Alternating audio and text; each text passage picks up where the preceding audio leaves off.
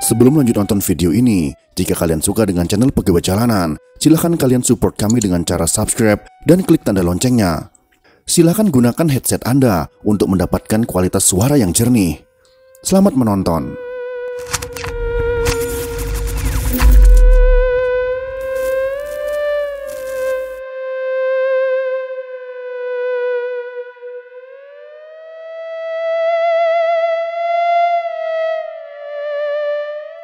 Udara sejuk mengalir dengan lembut, menyisir setiap jengkal dedaunan dan atap-atap rumah di suasana lampau tahun 1926, ketika Indonesia masih dalam kekuasaan pemerintah Hindia Belanda.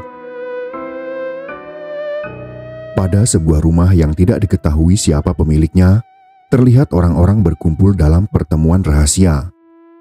Semua orang yang hadir dalam pertemuan tersebut terlihat manggut-manggut, seperti mengerti dan siap melaksanakan titah seorang pemimpin yang memberikan harapan akan kehidupan yang lebih baik dengan cara yang berdarah. Mereka ternyata manggut-manggut mengamini anjuran dari seseorang yang merupakan salah satu pengurus pusat Partai Komunis Indonesia.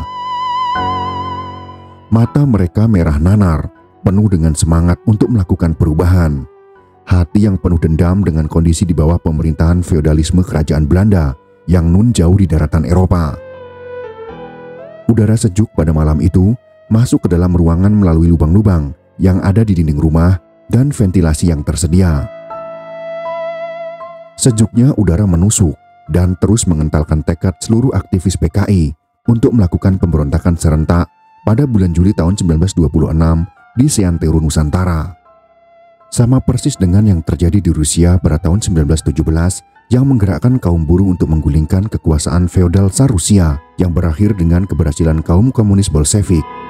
Mungkin ini juga yang menjadi inspirasi Alimin dan PKI-nya untuk dapat melakukan revolusi yang sama dan mengambil alih kekuasaan melalui gerakan masif ini.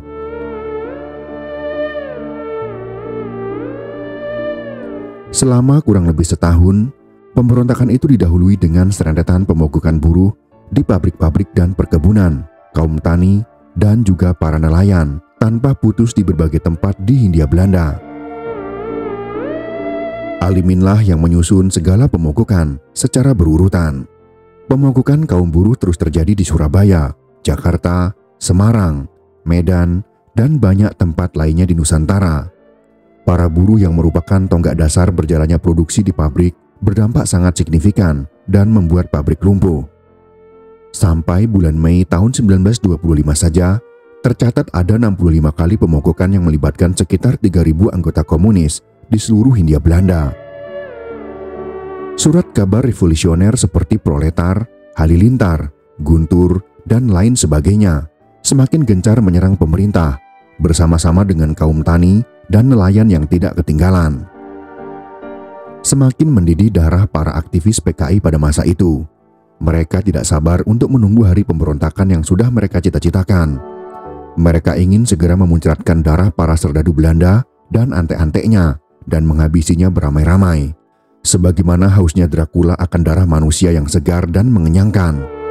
Setidaknya mereka bisa melepaskan rasa dendam mereka kepada pemerintah kolonial dan antek-anteknya yang mereka anggap sudah lama menindas dan memperlakukan rakyat kelas bawah dengan tidak manusiawi. Ketika kaum bangsawan yang dekat dengan Belanda hidup dengan nyaman serba kecukupan, para serdadu Belanda yang tidak perlu mencangkul tanah tetapi bergaji cukup dan hidup dengan layak.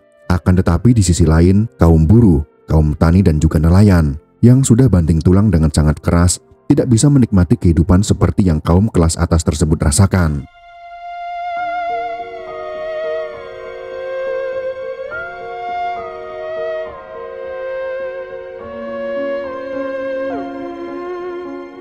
Di akhir tahun 1925, tepatnya pada tanggal 25 Desember tahun 1925, di bawah hembusan angin basah dan dingin bulan Desember, para pemimpin PKI melakukan pertemuan di Prambanan yang saat itu dipimpin oleh Alimin.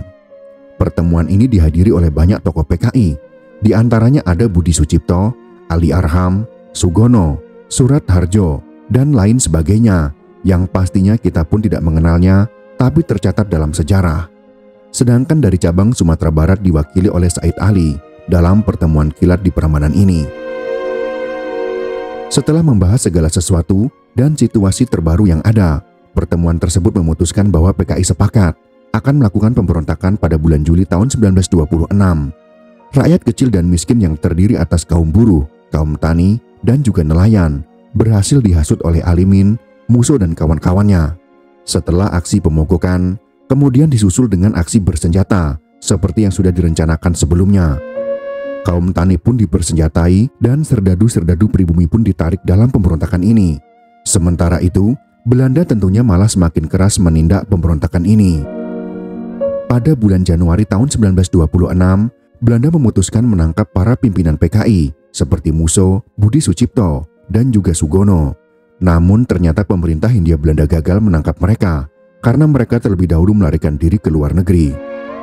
Mereka melarikan diri ke Singapura bersama dengan Alimin, Subakat, Sanusi, dan juga Winata. Di sana mereka berkumpul lagi untuk lanjut merundingkan keputusan Prambanan. Dalam perdebatan sesama para pimpinan PKI ini, ternyata ada satu anggotanya yang tidak menyetujui pemberontakan tersebut. Dia adalah Tan Malaka. Dia adalah satu-satunya tokoh Indonesia yang mewakili jaringan komunis internasional atau Komintern untuk wilayah Asia Tenggara.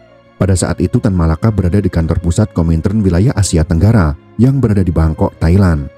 Bukan hanya Tan Malaka yang tidak setuju dengan pemberontakan itu. Ternyata Joseph Stalin yang kala itu sebagai pemimpin tertinggi di Rusia juga tidak setuju dengan rencana tersebut dengan alasan bahwa situasinya belum siap.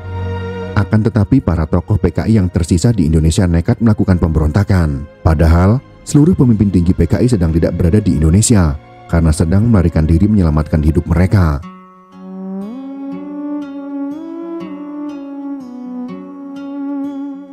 Dalam aktivitas propagandanya, para tokoh PKI yang tersisa ini selalu aktif mendatangi rumah-rumah penduduk untuk menghasut pemberontakan. Pemilik rumah disuruh membeli karcis merah seharga setalen. Kemudian bagi mereka yang sudah membelinya, ditunjuk untuk melakukan huru-hara pada tanggal 12 dan 13 November pada tahun 1926.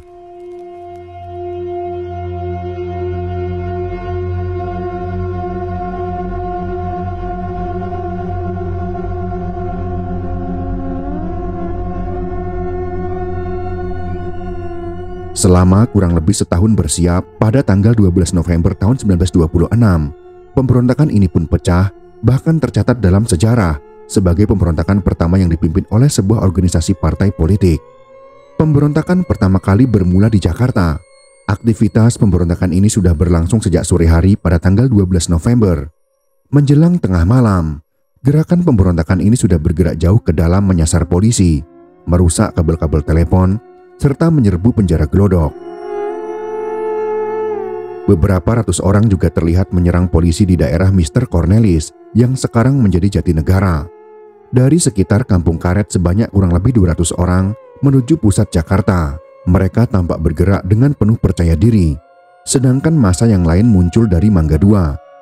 Sementara itu, serombongan orang dari Tanah Abang berpapasan dengan dua orang reserse Belanda. Bentrokan pun tidak dapat dihindari. Kedua reserse Belanda tersebut mengalami nahas pada saat itu karena kalah jumlah dalam duel maut. Mereka berdua dibantai dengan beringas oleh para pemberontak dengan brutal. Darah serdadu Belanda pun tumpah membasahi tangan para pemberontak yang sudah gelap mata. Mereka membawa senjata tajam seperti golok, pedang dan tombak, serta senjata api hasil rampasan. Senjata-senjata yang mereka bawa itu haus akan darah manusia. Kantor telepon mereka duduki, pos polisi juga mereka serbu. Ternyata yang menjadi sasaran bukan hanya segala sesuatu milik pemerintah kolonial, akan tetapi juga milik pengusaha pribumi, juga tidak luput dari serangan mereka. Di Mr. Cornelis, rumah asisten Wedana diobrak-abrik. Mungkin pemberontak juga beranggapan pengusaha pribumi ini juga antek Belanda, sehingga turut menjadi sasaran amukan. Kurang lebih selama 2 hari amukan pemberontakan baru dapat dihentikan. Penjara Glodok, Salemba, dan rumah Gubernur Jenderal Hindia Belanda, yaitu Van Limburg Stirum, diserang oleh anggota PKI. Orang-orang PKI juga melakukan serangkaian perusakan. Kantor telepon dan telegraf diserang, rel kereta api di Banten dirusak dan dibongkar.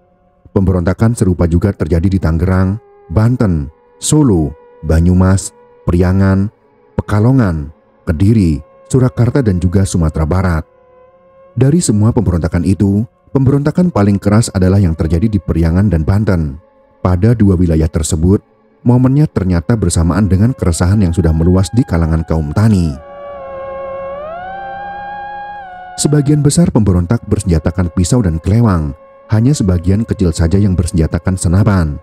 Mereka terlihat seolah-olah muncul begitu saja, seperti hujan yang datang tiba-tiba tanpa mendung dan juga angin. Massa berbondong-bondong menenteng persenjataan dan terlihat tidak takut sama sekali berhadapan langsung dengan aparat kolonial. Akhirnya, darah pun berhamburan.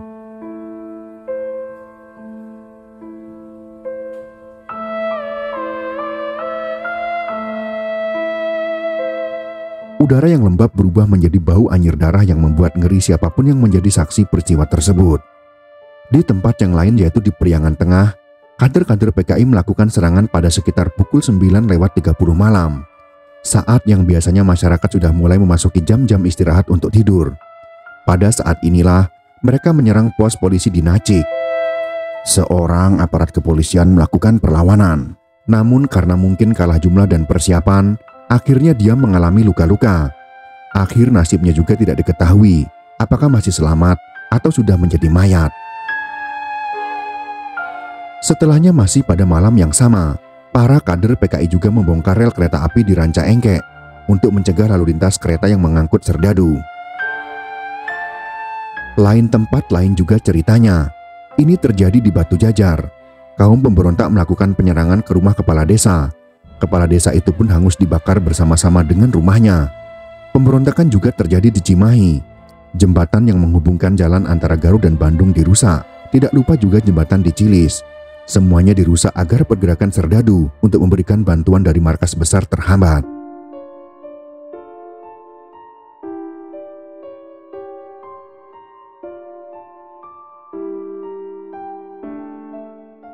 Setelah huru-hara yang memporak-porandakan beberapa tempat di Jawa telah berakhir, yang menghasilkan kerusakan dan korban jiwa yang banyak, kini tibalah saatnya pemberontakan berlanjut di pulau yang lain.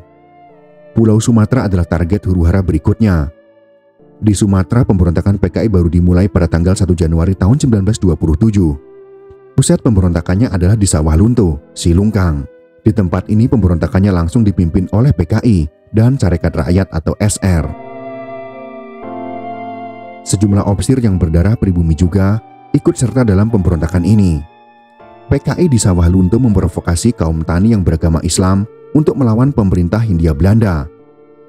Dalam pemberontakan itu, seperti biasa, dengan gaya komunis yang mantap dan berapi-api, PKI melakukan tipu muslihat dengan mengeksploitasi penderitaan para petani dan menghasut mereka untuk segera melakukan perlawanan kepada pemerintah.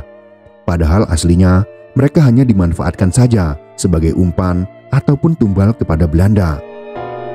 Orang-orang PKI membohongi kaum tani miskin yang siap melakukan perlawanan. Apabila mereka melakukan pergerakan, maka akan ada kapal terbang dari Angkatan Udara Turki yang ditugaskan langsung oleh Kemal Atatürk untuk membantu pemberontakan. Namun itu hanyalah bualan yang dilontarkan PKI untuk membuat kaum tani percaya akan pertolongan saat pemberontakan dilakukan.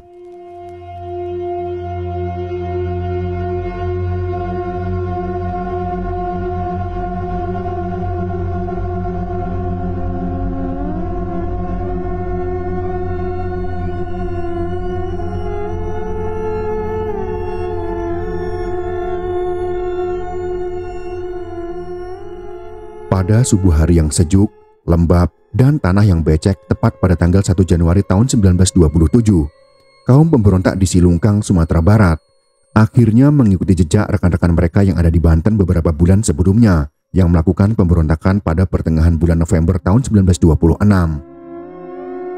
Mereka serentak menyerang pusat kedudukan pemerintah di Sumatera Barat. Sasaran utama pemberontakan ini adalah untuk menangkap dan membunuh pejabat pemerintah ataupun yang terafiliasi dengan pemerintah Belanda, tidak peduli orang itu adalah kulit putih ataupun pribumi. Pasukan Muara Kalaban yang ketika itu dipimpin oleh Kari Maroko dan Muluk Caniago berhasil menyerang kantor polisi Muara Kalaban dengan bom. Setelah itu, mereka langsung lari tunggang langgang karena ternyata polisi setempat bisa menandinginya. Pertempuran ini sempat membuat pasukan PKI, Tarak Tarutung Tarung, yang sedikit lagi sampai di Sawah Lunto gentar. Bersama pasukannya, Abdul Muluk Nasution menyerah dalam genggaman satuan polisi Belanda. Bukan hanya itu, Di daerah lain seperti Tanjung Ampuru dan Padang Siberuk juga diluncurkan gerakan pembunuhan dan pembakaran rumah terhadap terduga kaki tangan Belanda. Pemberontakan Silungkang terbesar terjadi di tempat kumpul PKI, yakni Silungkang, Minangkabau, Sumatera Barat. PKI ketika itu membunuh para ofisir Belanda, guru agama, dan pedagang emas yang diklaim melakukan kerjasama dengan pemerintah Belanda. Mereka juga merusak instalasi publik yang ada, seperti stasiun dan kantor pos. Mereka berencana membakar instalasi pertambangan batu bara dan menyerbu semua simbol yang berkaitan dengan pemerintahan kolonial di kota itu. Tidak membutuhkan waktu yang lama, gerakan pemberontakan itu dapat dihentikan oleh pemerintah. Hanya sebagian kecil saja rencana penghancuran tersebut dapat direalisasikan. Selebihnya hanya menyisakan prahara yang berkepanjangan. Pemberontakan yang terjadi di Jawa dan Sumatera tersebut pada kenyataannya justru hanya menimbulkan korban pada rakyat jelata saja. Pada akhirnya pemberontakan ini dapat diluluhlantahkan dengan mudah oleh Belanda. Sampai tanggal 12 Januari tahun 1927, tercatat ada ratusan senjata api dan bom disita oleh pemerintah. Sebanyak 9 orang dihukum gantung sampai mati dan sekitar 13.000 orang ditahan. Padahal pada kenyataannya, sebagian besar orang yang ditahan pemerintah Belanda adalah bukan anggota PKI. Banyak di antara mereka adalah petani, buruh, dan nelayan muslim yang termakan oleh hasutan PKI.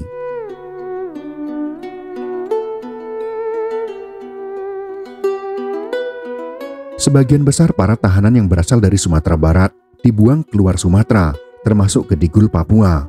Mereka berakhir sebagai pesakitan dalam sel penjara yang sempit, terputus dari dunia luar dan keluarganya. Para tahanan digiring dengan diiringi oleh tangisan tak henti dari istri, serta ratapan sedih dari anak-anak mereka yang dipastikan akan segera menjadi anak-anak yatim setelah ini. Sementara itu semua orang top atau para petinggi PKI seperti Musso, Alimin, Darsono, dan yang lainnya menghilang dari wilayah Hindia Belanda tak jelas rimbanya dan selamat dari hukuman mati yang dilimpahkan kepada rakyat miskin tidak berdosa. Kisah ini memang menceritakan pemberontakan pertama rakyat Indonesia pada pemerintah kolonial yang langsung dipimpin oleh organisasi, yaitu Partai Komunis Indonesia. Pasti akan ada narasi yang mengatakan bahwa PKI berjasa dalam melawan penjajahan. PKI adalah pahlawan dalam perlawanan terhadap kolonialisme Belanda. Tapi tunggu dulu, jangan cepat mengambil kesimpulan yang prematur. Memang pemberontakan ini adalah perlawanan terhadap penjajahan, tapi kita harus cermat dalam mengambil kesimpulan. Dalam hal ini PKI hanya melakukan propaganda dan hasutan kepada rakyat yang memang sudah hidup melarat, terutama kaum buruh, tani, dan nelayan. PKI memanfaatkan kondisi ini untuk mengadu rakyat miskin dengan pemerintah, dengan tujuan jika rakyat kecil berhasil melakukan revolusi dan pemerintahan dapat digulingkan, maka yang akan menjadi penguasa setelahnya dapat dipastikan adalah para tokoh pimpinan PKI. Jika itu yang terjadi, maka pemerintahan kolonial Hindia Belanda akan digantikan dengan pemerintahan komunis PKI. Sama persis dengan yang terjadi di Rusia setelah kaum Bolshevik dapat merebut kekuasaan dengan jalan revolusi. Kenyataan yang terjadi di lapangan adalah rakyat yang terhasut tadi kalah dalam pemberontakan, ditangkap, dijatuhi hukuman penjara, bahkan hukuman mati. Sedangkan para pimpinan PKI tidak bertanggung jawab dan melarikan diri ke luar negeri. Jadi bisa dikatakan, rakyat miskinlah yang ditumbalkan jika gerakan pemberontakan ini gagal. Makanya satu-satunya tokoh komunis saat itu yang mempunyai nama besar, yaitu Tan Malaka, menolak dengan tegas pemberontakan ini, yang membuat Musso marah dan ingin menggantung Tan Malaka.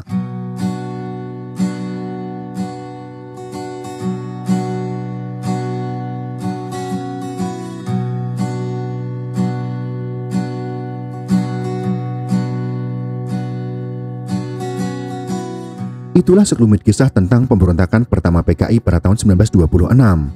Semoga kisah sejarah ini bisa bermanfaat untuk kita semua. Jika kalian suka dengan video ini, silakan berikan jempol ke atas. Dan jika kalian menganggap video ini bermanfaat, maka bagikanlah untuk teman-teman Anda yang lain. Terima kasih sudah menonton.